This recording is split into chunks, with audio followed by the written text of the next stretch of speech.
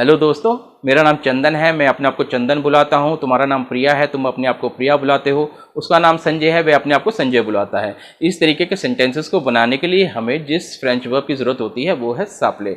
सापले का मतलब होता है टू कॉल वन सेल्फ, यानी अपने आप को बुलाना। इसका प्रयोग हम नाम बताने के लिए करते हैं और यह एक रिफ्लेक्सिव वर्ब भी है। अब ये रिफ्लेक्सिव वर्ब होता क्या है? देखिए, एस अपोस्ट्रॉफी या फिर स, एस इस स के बाद जब हम वर्ब का प्रयोग करते हैं तो स और वर्ब दोनों मिलकर रिफ्लेक्सिव वर्ब बनते हैं। अब इस रिफ्लेक्सिव वर्ब का यूज हम कब और कैसे करते हैं ये भी जानना बहुत ज़रूरी है। देखिए, सापले जैसे और भी दूसरे रिफ्लेक्सिव वर्ब के बारे में जब हम आने वाली वीडियोस में जानेंगे तब उनको हम और भी अच्छे से समझेंगे। तो अभी के लिए सापले को ही समझते हैं। देखिए, सापले जो है वो दो शब्दों से बना है। पहला है स और दूसरा है अपले। स का मतलब होता है अपने आप को, अपने आप से, खुद को खुद से। जैसा इंग्लिश में होता है ना, myself, yourself, himself, herself, ourself and themselves. तो ये सब इसके अलग अलग रूप हैं और इन अलग अलग रूपों को हम तब अच्छे से समझेंगे जब हम इनका प्रयोग कॉन्जुगेशन फॉर्म में करेंगे। और जो ये दूसरा शब्द है ना अपले, इसका मतलब होता है टू कॉल, यानी बुलाना। तो जब स और अपले दोनों एक साथ मिलते हैं तो ये कहलाते हैं सापले। अब इसकी स्पेलिंग को देखिए, एस के बाद अपोस्ट्रोफी दिया गया है। ये जो अपोस्ट्रोफी है ये दिया गया है ई की वजह से। यहाँ से हमने ई को हटा दिया है और अपोस्ट्रोफी लगा दिया है। ई हमने इसलिए हटाया है क्योंकि जो आपले का ए है वो भी वोवल है और जो ई है वो भी वोवल है। तो ई और ए दोनों एक दूसरे के सामने आ गए हैं। तो इस कंडीशन में हम क्या करते हैं, ई को हटा देते हैं और उसके बदले अपोस्ट्रोफी लगा देते हैं और फिर हम इन दोनों शब्दों को एक साथ जोड़ देते हैं और फिर हम इसे बोलते हैं सापले, जिसका मतलब होता है टू कॉल वन सेल्फ और हिंदी में होता है अपने आप को बुलाना।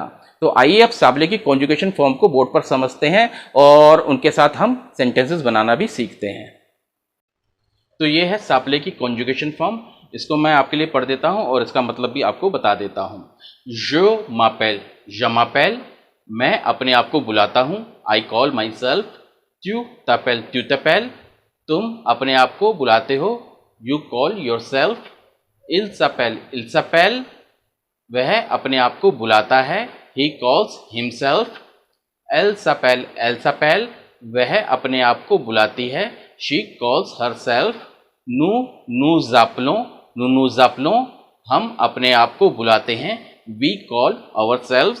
vous appelez, आप अपने आप को बुलाते हैं। you call yourself। il s'appelle, वे अपने आप को बुलाते हैं। they call themselves। elle s'appelle, वे अपने आप को बुलाती हैं। they call themselves। यहाँ पे il s'appelle मैस्कुलिन प्लूरल के लिए आया है और elle s'appelle फेमिनिन प्लूरल के लिए आया है। तो यहाँ पे मैं आपको एक बात और बता दूं, ये जो आप देख रहे हैं ना MTSS और उसके आगे अपोस्ट्रोफी देख रहे हैं, ये दरअसल अपोस्ट्रोफी ई की वजह से आया है क्योंकि यहाँ से हमने ई को हटा दिया है। वो हमने ई को इसलिए हटाया है क्योंकि इसके आगे जो वर्ब फॉर्म देख रहे हैं आप अपेल की, ये वोवल ए से शुरू है। तो इस वजह से ए भी वोवल है, ई भी वोवल है। तो ई और ए दोनों वोवल्स हैं। तो इस वजह से हमने ई को हटा दिया और अपोस्ट्रोफी लगा दिया। तो फिर हम इनको एक साथ पढ़ते हैं, जैसे मापेल, तापेल, सापेल, सापेल, सपेल, सपेल। तो यहाँ पे आप ये भी देखिए कि जैसे कि नूज आपलों, ये जो एस है ये ए से लेजन में आ जाएगा। इसको भी हम एक साथ ही पढ़ेंगे, नूज आपलों, वू जापले। तो ये है सापले की कॉन्जुगेशन फॉर्म। यहाँ पे जो एम अपोस्ट्रोफी है इसका मतलब है माई सेल्फ। टी अपोस्ट्रोफी का मतलब है योर सेल्फ। एस अपोस्ट्रोफी का मतलब है हिमसेल्फ। एस अपोस्ट्रोफी का मतलब है यहाँ पे हर सेल्फ। यहाँ पे नू का मतलब है आवर सेल्व्स। देखिए यहाँ पे दो बार नू आया ना, नू। पहले का मतलब है वी और दूसरे नू का मतलब है आवर सेल्व्स। यहाँ पे जो पहला वू है इसका मतलब है यू और दूसरे वू का मतलब है योर सेल्फ। यहाँ पे एस अपोस्ट्रोफी का मतलब है देमसेल्व्स और यहाँ पे भी एस अपोस्ट्रोफी का मतलब है देमसेल्व्स। तो आइए अब सेंटेंसेस बनाना शुरू करते हैं। अगर मुझे बोलना है मैं अपने आप को चंदन बुलाता हूँ, इसे फ्रेंच में बोलेंगे je m'appelle चंदन। चंदन के बदले जो भी आपका नाम है आप यहाँ पे ले सकते हैं, चाहे आप मेल हैं या फीमेल हैं।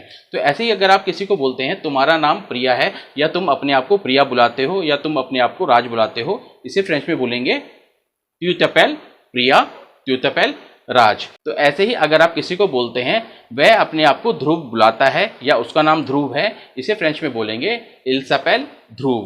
तो ऐसे ही उसका नाम कीर्ति है या वह अपने आप को कीर्ति बुलाती है, इसे फ्रेंच में बोलेंगे एल सपेल कीर्ति।